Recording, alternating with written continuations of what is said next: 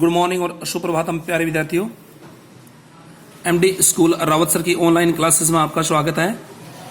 आज कक्षा 10 एसएसटी और कक्षा 12 यानी हिस्ट्री सब्जेक्ट में एक कॉमन टॉपिक है आंग्ल मैसूर युद्ध, यानी हैदरली, टीपू सुल्तान व अंग्रेजों के मध्य संघर्ष। ये कॉमन टॉपिक है जिसका आपने आज अध्ययन करेंगे। तो चलिए सबसे पहले अपने हैदरली का परिचय, सामान्य परिचय जान लेते हैं। हैदरली का जन्म जो है वो 1722 ईस्वी में मैसूर साम्राज्य के, मैसूर जो कर्नाटक में पड़ता है, मैसूर साम्राज्य के एक क्षेत्र बुंदी कोट में इनका जन्म हुआ था 1722 ईस्वी में। पिता फतेह मोहम्मद और इनकी पत्नी थी फातिमा बेगम। तो इस समय मैसूर का जो शासक हुआ करता था कोई नंदराज नाम का व्यक्ति हुआ करता था, नंदराज। और नंदराज के यहाँ हैदरली ने अपने जीवन की शुरुआत जो है वो एक सैनिक के रूप में की थी। हैदरली जो है वो इस नंदराज की सेना में जो है वह सैन्य अधिकारी के रूप में शामिल हो गया था। और ये हुआ था 1749 ईस्वी के अंदर, 1749 ईस्वी के अंदर।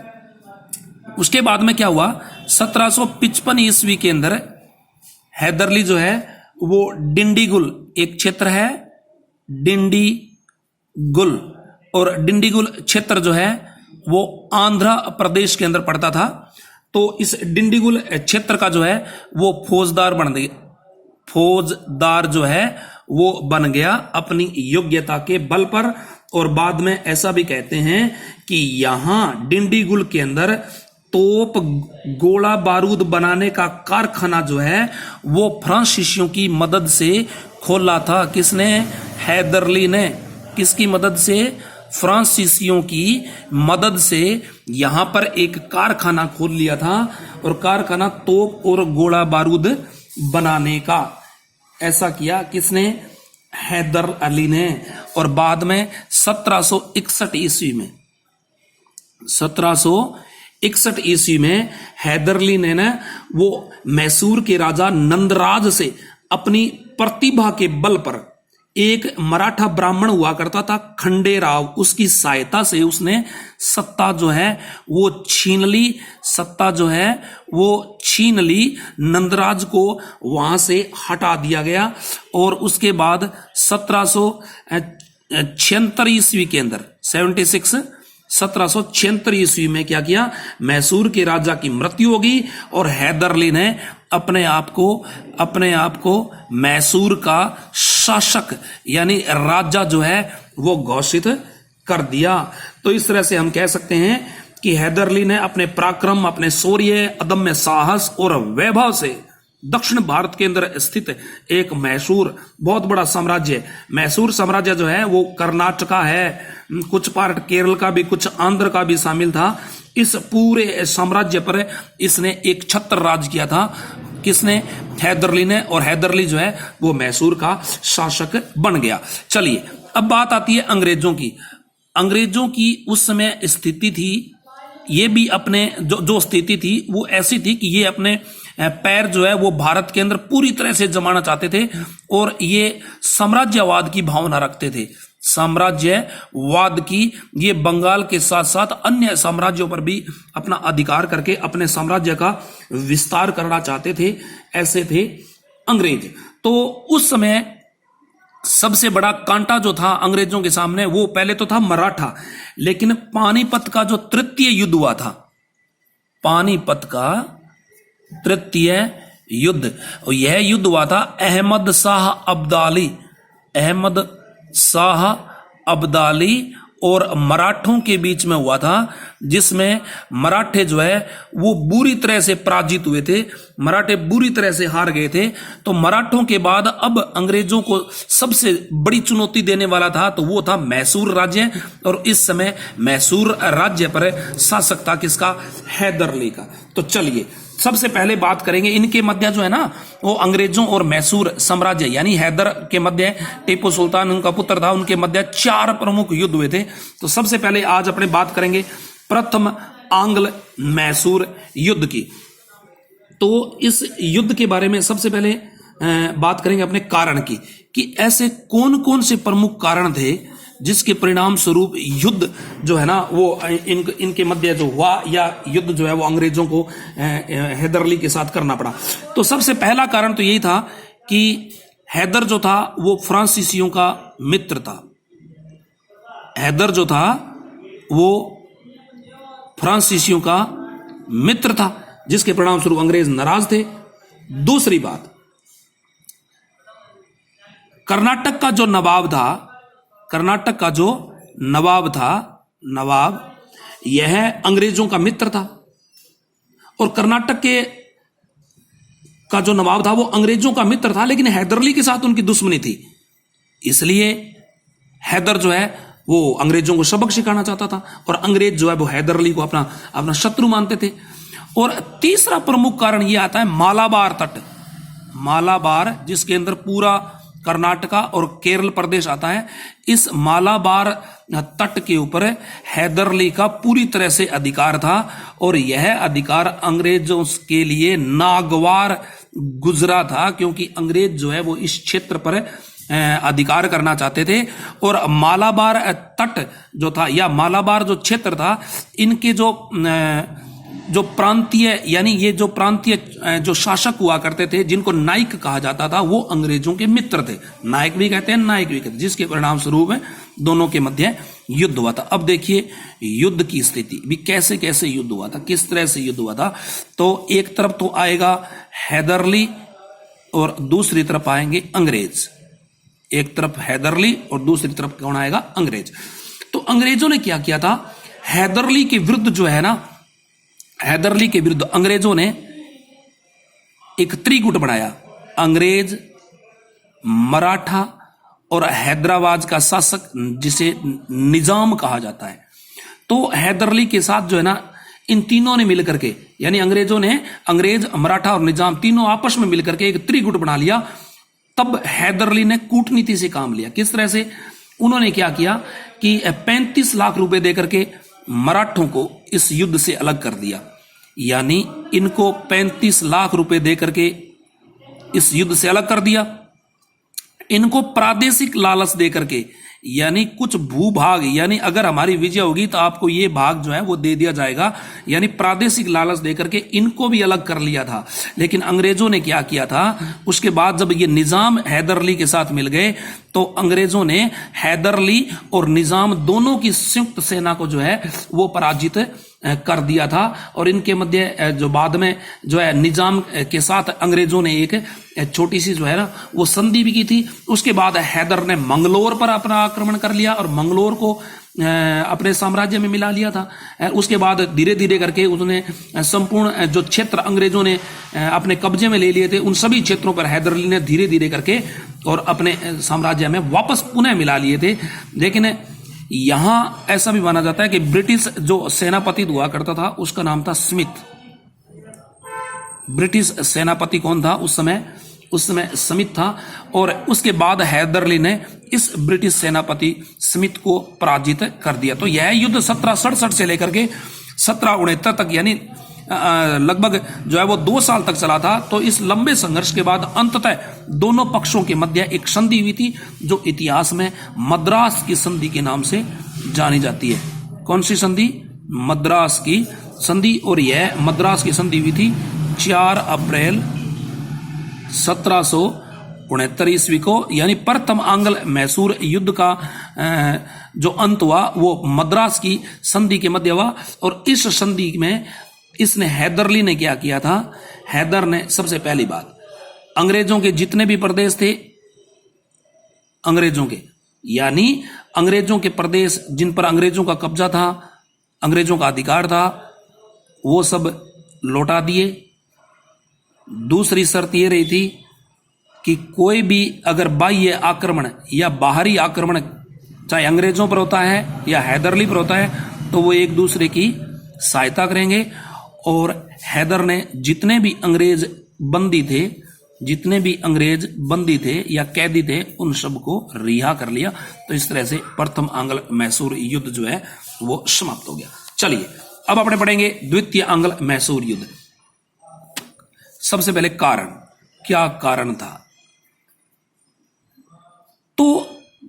अंग्रेजों और इनके मध्य हैदर अली के साथ जो मद्रास की संधि हुई थी, तो इस संधि में अंग्रेज जो है वो पराजित हो गए थे और अपनी हार को पचा नहीं रहे थे। सबसे पहली बार ये अपनी हार को पचा नहीं पा रहे थे, पूरी तरह से हार गए थे अंग्रेज।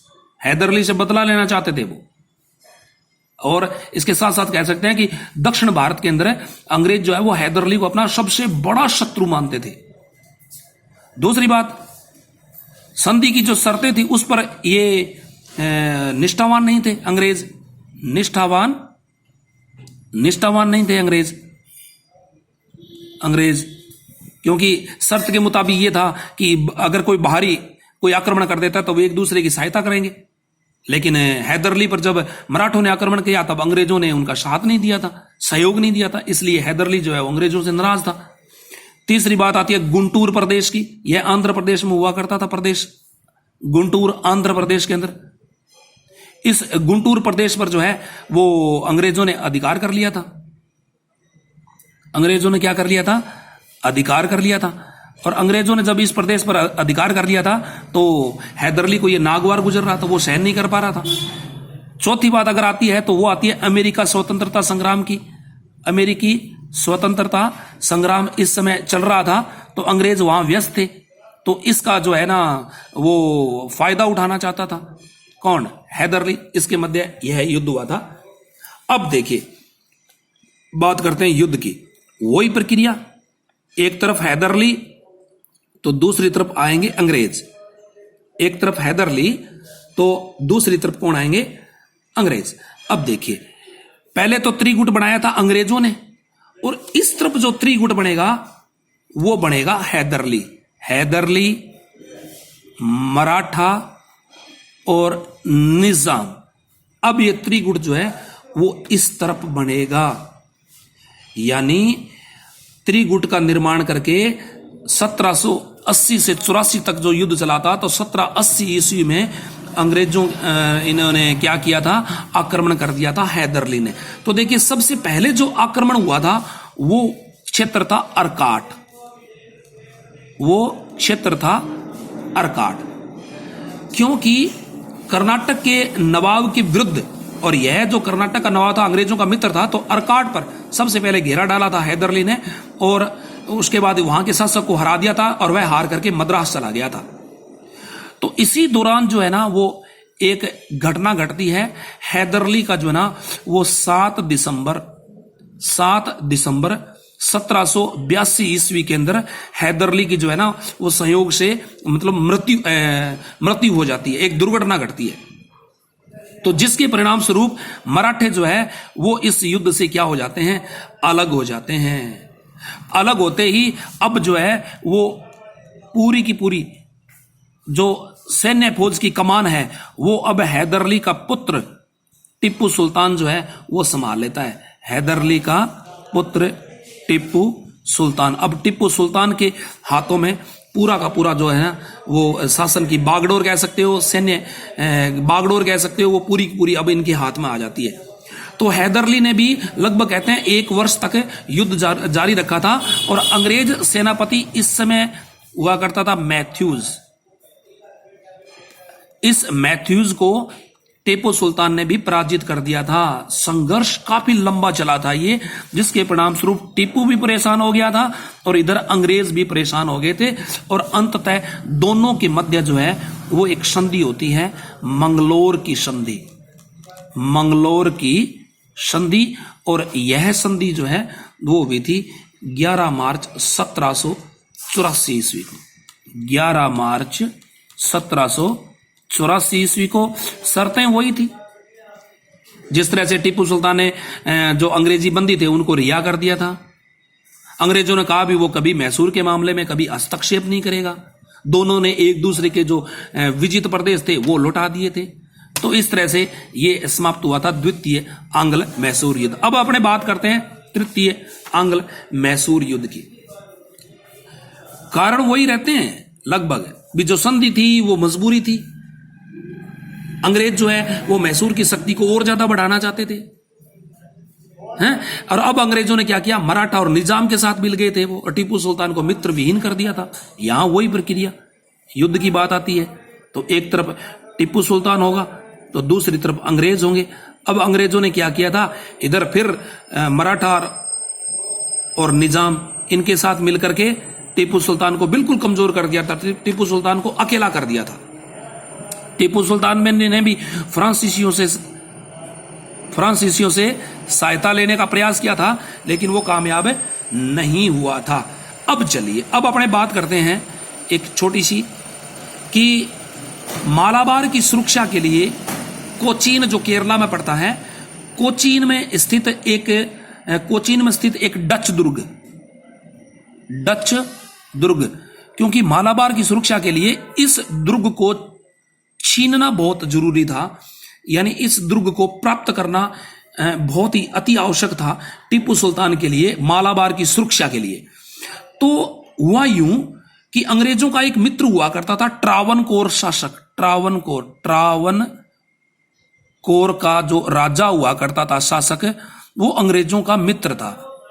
इसने क्या किया, इस डच दुर्ग को खरीद लिया तो टीपू सुल्तान जो है वो ट्रावनकोर के राजा से नाराज हो गया और इसने क्या किया, ट्रावनकोर के खिलाफ जो है वो धावा बोल दिया, इनके खिलाफ मोर्चा खोल दिया, उन्होंने आक्रमण कर दिया। तो इस समय जो गवर्नर जनरल हुआ करता था अंग्रेजों का, वो था लॉर्ड कॉर्नवालिस। तो लॉर्ड कॉर्नवालिस के नेतृत्व में एक बहुत बड़ी फौज जो है टीपू सुल्तान के विरुद्ध गई और अंततः क्या हुआ, दोनों के मध्य एक संधि हुई जो इतिहास के अंदर श्री रंगपट्टनम के नाम से जानी जाती है। और यह संधि हुई थी 23 फरवरी 1792 ईस्वी में, क्योंकि यह युद्ध जो है वो 1790 से 1792 में चला था। इस संधि की मुख्य शर्तें आती है। सबसे पहली बात, टीपू सुल्तान के लिए बहुत ही अपमानजनक संधि थी ये, क्योंकि मैसूर का जो आधा राज्य था, यह आधा राज्य जो है वो अंग्रेजों को देना पड़ा था, अंग्रेजों को देना पड़ा। और दूसरी बात अगर आए तो युद्ध हार जाने के लिए 3 करोड़ रुपए जो है वो भी अंग्रेजों को देने पड़े थे क्षतिपूर्ति के रूप में। और तीसरी बात ये आती है कि अपने दोनों पुत्रों को अंग्रेजों के यहां बंधक के रूप में रखने पड़े थे कि जब तक क्षतिपूर्ति की राशि जो है वो पूरी तरह से लौटाई नहीं जाएगी, तब तक टीपू सुल्तान के दोनों पुत्र हैं वो अंग्रेजों के पास बंधक के रूप में रहेंगे। तो यह संधि टीपू सुल्तान के लिए बहुत ही अपमानजनक संधि रही थी। तो ध्यान रहे, संधि की बात आती है तो प्रथम में देखिए 3 अक्षर आएंगे मद्रास, द्वितीय के अंदर देखिए 4 अक्षर, एक एक अक्षर बढ़ता जाएगा संधि, तृतीय में फिर अक्षर बढ़ गए। तो इस तरह से पहले मद्रास की संधि, उसके बाद में मंगलोर की संधि और फिर आती है रंगपट्टनम की संधि। चलिए अब बात आएगी चतुर्थ आंग्ल मैसूर युद्ध की। यह युद्ध 1799 ईस्वी में हुआ था। तो देखिए श्री रंगपट्टनम की जो संधि थी वो टीपू सुल्तान के लिए बहुत ही अपमानजनक रही थी, क्योंकि मैसूर का जो आधा राज्य जो है वह अब किसके पास आ गया था, अंग्रेजों के पास आ गया था, जिसको हम कह सकते हैं कि मैसूर राज्य को पूरी तरह से अंग भंग कर दिया था। और टीपू सुल्तान जैसे जो आत्मसम्मानी व्यक्ति थे, उनकी आत्मसम्मान को बहुत बड़ा झटका लगा था और टीपू सुल्तान जो है ना वो इस तरह बदला लेना चाहते थे। तो देखिए एक तरफ फिर टीपू सुल्तान तो दूसरी तरफ आएंगे अंग्रेज। तो यहां ध्यान रहे, इस समय गवर्नर जनरल हुआ करता था Lord Wellesley, governor general Wellesley किसके लिए प्रसिद्ध है? लॉर्ड वेलेस्ली जो है वो सहायक संधि के लिए प्रसिद्ध है। सहायक संधि यानी सहायक संधि का जनक कहा जाता है किसको? लॉर्ड वेलेस्ली को। सहायक संधि की प्रमुख शर्तें यही थी कि लॉर्ड वेलेस्ली ने क्या किया, राजा से किसी शासक से मिलता, उसे कहता आप हमारी अधीनता स्वीकार करो, हम आपको सैन्य सहायता देंगे, ये लीजिए एक सैनिक टुकड़ी, ये सैनिक टुकड़ी आपकी सहायता करेगी। धीरे धीरे उस सैन्य टुकड़ी का भार जो है वो उसी शासक पर डाल दिया जाता था। तो ऐसी थी ये सहायक संधि की, हम आपके सहायक हैं, हम आपकी सहायता करेंगे, बदले में आपको सैन्य टुकड़ी जो है ना वो रखनी पड़ेगी, और बाद में धीरे धीरे उसका खर्चा उसी शासक पर डाल दिया जाता था। तो ऐसी थी सायक संधि।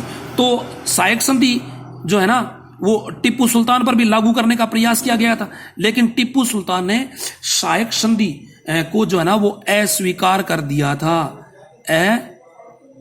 टीपू सुल्तान ने सायक संधि को क्या कर दिया था, अस्वीकार कर दिया था।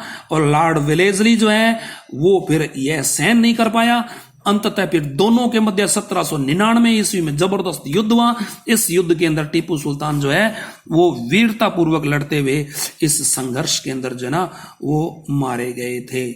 इस संघर्ष में टीपू सुल्तान जो है वो मारा गया था। और 5 मई 1799 ईस्वी को श्री रंगपट्टनम का किला जीत लिया गया था। किसने? अंग्रेजों ने। कौन सा किला जीता? श्री रंगपट्टनम का जो दुर्ग है वो अंग्रेजों ने जीत लिया था, और टीपू सुल्तान संघर्ष करता हुआ मारा गया।